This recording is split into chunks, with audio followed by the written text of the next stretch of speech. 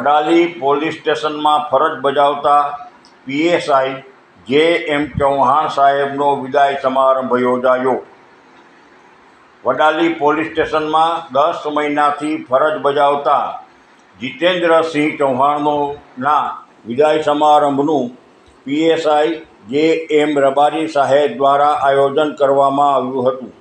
આ પ્રસંગે વડાલી તાલુકાના આગેવાનો તથા વેપારીઓ ઉપસ્થિત રહ્યા હતા. રાજપૂત સમાજના સગા સંબંધીઓ પણ વિદાય સમારંભમાં ઉપસ્થિત રહ્યા હતા.